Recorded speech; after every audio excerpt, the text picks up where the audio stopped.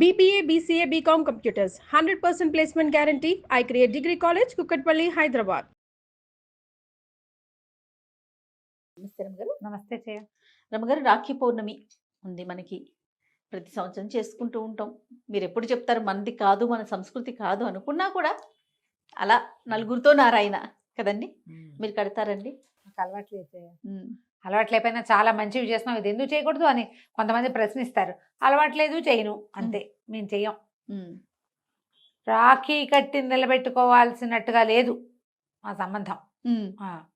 ఏంటంటే ఇది మనం ఒకళ్ళతో ఒకళ్ళు కలిసి ఉండటానికి ఇది ఒక మంచి పద్ధతి అమ్మా. ఫ్రెండ్లీగా ఉంటాం, ఇచ్చిపుచ్చుకునే ధోరణి. అక్కైనో అక్క చెల్లెల్లో మనం కాపాడాలని తమ్ముడికి, అన్నదమ్ముడికి, అన్నదమ్ముడితో మనం సయోధ్యగా ఉండాలని అక్క చెల్లెలకి నేర్పించే విధానం. యాక్చువల్గా మనం జరుపుకునేది, మా వాళ్ళు జరిపేది చెప్తాను నేను. జంధ్యాల పూర్ణిమ జరుపుతారు. జంధ్యాల పూర్ణిమ అంటే ఈ రోజున జంధ్యం యజ్ఞోపవీతం మార్చుకునే రోజు. ఎవరైనా యజ్ఞోపవీతం మార్చుకుంటారు. మొన్న జనవరి తర్వాత నుంచి మనకు ఉత్తరాయణంలో ఒడుగులు ఉపనయనాలు అవుతాయి. అవును. ఉపనయనమైన వాళ్ళకి ఉపనయనమైన సంవత్సరం లోపల వచ్చిన జంధ్యాల పౌర్ణమి రోజున ఈ శ్రావణ పౌర్ణమికి ఉపాకర్మ జరుపుతారు. ఉపాకర్మ అనే ఒక ప్రత్యేకమైన క్రియ, హవనం అది కూడా ఉంటుంది. ఆ ఉపాకర్మ కోసం ఈ రోజు చాలా ఇంపార్టెంట్. ఈ రోజున యజ్ఞోపవీతం తప్పకుండా మార్చుకోవాలి. కొంతమంది సంవత్సరం అయినా అలాగే జీర్ణోపవీతాలు వేసుకుని తిరుగుతూ ఉంటారు. మధ్యలో ఎప్పుడో పెరిగిపోతే దాన్ని వదిలేసి వేసుకోకుండా ఉంటారు అలాంటి వాళ్ళు. లేదా జీర్ణం అయిపోయింది, మురికిగా మకిలిగా ఉన్న, తప్పకుండా ఈ రోజున యజ్ఞోపవీతం వేసుకునే విధి. ఎవరైతే యజ్ఞోపవీతాలు ఉన్నాయో, ఎవరు వేసుకునే పద్ధతి ఉందో వాళ్ళు ఇది చేయటం. ఈ రోజున పౌర్ణమి రోజున ఈ రాఖీ పౌర్ణమి అంటావా, నేను చెప్పాను కదా, ఒకళ్ళతో ఒకళ్ళు మానవ సంబంధాలు మెరుగుపరచుకోవడానికి ఇది ఒక అవకాశం. మన వాళ్ళు మన బజరంగ దళ వాళ్ళు ఈ ఎక్కడైనా పిల్లలు కనపడితే వాళ్ళతో ఒకరికొకరు రాఖీలు కట్టించేటాలు అలాంటివి కూడా చేస్తారు. రాఖీ కట్టేస్తే మనం అన్నదమ్ములు అక్క చెల్లెళ్ళు ఇలా అయినట్టు, అక్క తమ్ముళ్ళు అన్న చెల్లెళ్ళు అయినట్టు. దీనికి ఈ బంధానికి ఒక ప్రత్యేకమైన గుర్తింపుని తెచ్చింది రాఖీయే కదా.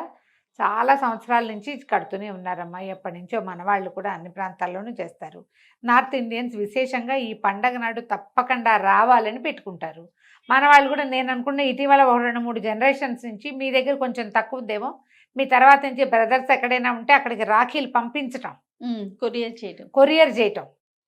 వాళ్ళు ఏదో గిఫ్టో ఏదైనా ఇవ్వటమో, లేదా ఏదైనా ఫ్రెండ్షిప్ జత ఇస్తారు, అక్క తమ్ముడు లేదా అన్న చెల్లెలు, అంతే అంతే. ఇది మంచి సంగతే. మీ ఇళ్లలో లేకపోయినా పాటించవచ్చు. మేము అలా చేయట్లేదు, మేము ఓల్డ్ జనరేషన్ కదా, ఓల్డ్ స్కూల్ కాబట్టి మన పద్ధతులే కొన్ని పాటిస్తాం తప్పిస్తే అన్నీ మేము కూడా పాటించలేకపోతాం. మనవి కూడా మనకు అవకాశం ఉన్నవి పాటిస్తాం కదా. ఇది మంచిది. ఈ రోజున ఎలా అయిందంటే, వివాహాలు అయిపోయిన తర్వాత 25 ఏళ్ళు 30 ఏళ్ళు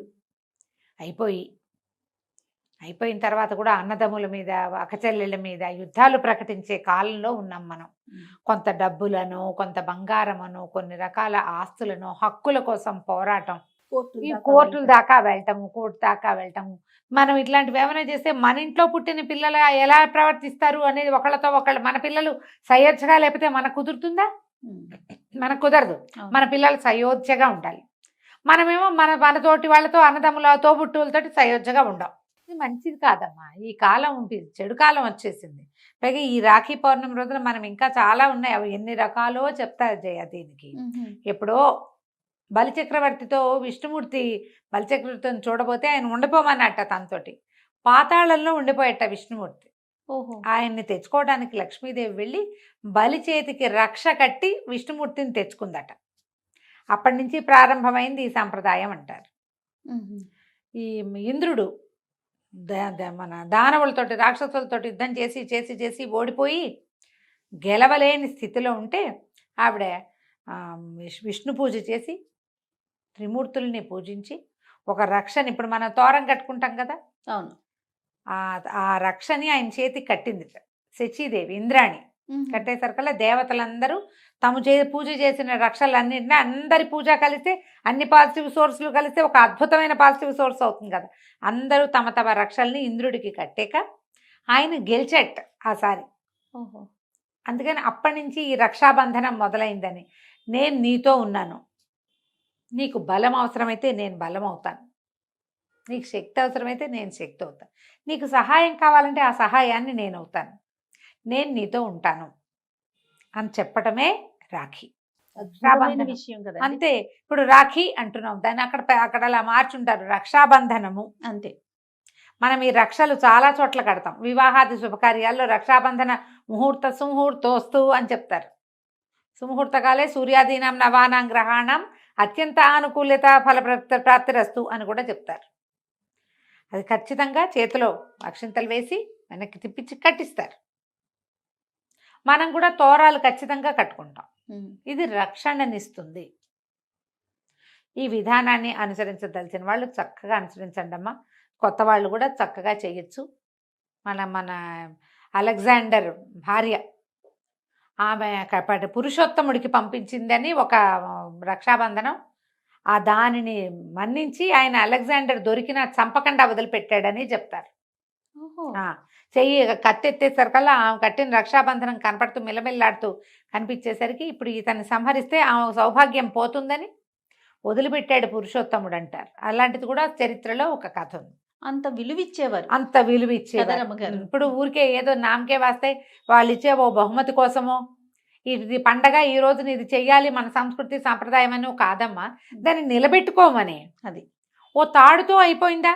అయిపోదు కాదు కదండి. కాదు కదా, నిలబెట్టుకోవాలి. బాంధవ్యాన్ని నిలబెట్టుకోవటం కోసమే ఇలాంటి పద్ధతులు ఏర్పరిచి పెట్టారు.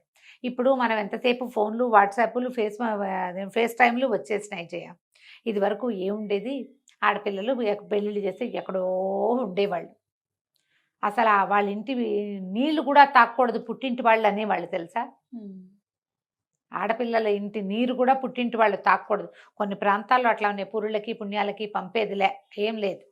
ఈ రక్షాబంధనానికి తప్పకుండా అన్నదమ్ముడు వచ్చి ఎంగిలి పడ్డము అలా ఉండేది. అందుకని కూడా ఇది పెట్టారు. పుట్టింటికి రావటానికి ఒకసారి వెళ్ళి మంచం చూసి రావటము, అలాంటివి మొహం చూపించి రావటము. ఈ సిద్ధాంతాలన్నీ ఎందుకు పెట్టారంటే ఈ పిల్లలకి ఇంకో దారి కనపడాలి కదా పాపం. అంతేగా. అన్నదమ్ములతోటి సౌఖ్యం కొంత. అప్పుడు ఏంటంటే పైగా ఇంకో ప్రాబ్లం ఉండేది, అప్పుడు ఆడపిల్లలకి ఏం పెద్దగా ఇచ్చేవాళ్ళు కాదు చేయ. పెళ్ళిళ్ళు చేసి 8 ఏళ్ళకి 10 ఏళ్ళకి పెళ్లి చేసి పంపించేసేవాళ్ళు. వాళ్ళకి ఏటా ఎంతో కొంత బహుమతి తమ పుట్టింటి నుంచి లభించడానికి కూడా ఇది ఒక అవకాశంగా ఉండేది. ఇప్పుడు మనం ఏముంది, మన పద్ధతులు అట్లా లేవు కదా, మనం నిరంతరం కలుస్తూనే ఉంటాం. కానీ ఈ కలిసే కాలంలో కూడా సంవత్సరాల తరబడి అన్నదమ్ముల అక్క చెల్లెళ్ళ మొహాలు చూసుకొని దౌర్భాగ్యులు ఇప్పటికీ ఉన్నారు అట్లాంటి వాళ్ళు. ఒకే ఊర్లో ఇది దౌర్భాగ్యులు అంటే తిట్టు అనుకోకండి దయచేసి. భాగ్యం లేని వాళ్ళు. దౌర్భాగ్యులు అంటే బ్యాడ్ వర్డ్ కాదు, అది మీ తాలూకు దురదృష్టాన్ని చెప్పటమే. అంతే. భాగ్యం లేకపోవటం. ఒకే ఊర్లో ఉన్నా కూడా చూసుకున్న ఊర్లు కూడా ఉంటాం, చూసుకోరు, మాట్లాడుకోరు, పోట్లాడుకుంటారు. దానికి అవతల ఆవిడ మొగుడో ఈయన భార్యో కారణం అవుతారు. అవును. వాళ్ళు వాళ్ళ బాంధవ్యాలు కాపాడుకుంటారు, వీళ్ళ బాంధవ్యం కాపాడడానికి ఇష్టపడరు. తమ తమ్ముడో తమ అక్క చెల్లెలో ఎన్ని తిట్లు తిట్టినా ఆడవాళ్ళకు ఓకే. ఆడపడితోటి ఏదైనా తేడా వస్తే దాన్ని దూరం పెట్టేయాలని చూస్తారు. నీకు నాకు ఒకటే రకమైన నొప్పే కదా, ఎవరు ఆకాశం నుంచి ఊడిపడరు, అందరం ఒకలాగానే పుడతాం. భగవంతుడు చెప్పాడమ్మా, నీకు ఏది నొప్పి కలుగుతుందో ఆ క్రియ ఇతరులకి చెయ్యకు. నువ్వు ఎంత పుణ్యం చేసినా, ఎన్ని పూజలు చేసినా, ఎంత దానం చేసినా నీకు ఫలితం రాదు. నీకు నొప్పి కలిగే క్రియని నువ్వు ఇంకొకళ్ళకి చేయకూడదు. అద్భుతమైన ధర్మం అదొకటే. నువ్వేం దానం చేయకు, ఏం చేయకు. కానీ అయ్యో నాకు బాధగా ఉందంటే వాళ్ళకు కూడా బాధగా ఉంటుంది, వాళ్ళని పని చేయకూడదు అని మానేయాలి. అది నిన్ను కాపాడుతుంది. ఈ కుటుంబాల్లో ఎలా వచ్చేసిందంటే ఏమిటో డబ్బులు కట్టుకుపోము సాము. మనమన్నే చూసాం 4-5 ఏళ్ల క్రితం, ఎందుకు చచ్చిపోతామో తెలియకుండా పుసుకుని చచ్చిపోయారు ఎంతమందో. అవునండి. కారణం తెలియకుండా పోయాం కదా, ఇప్పటికీ పోతున్నాం.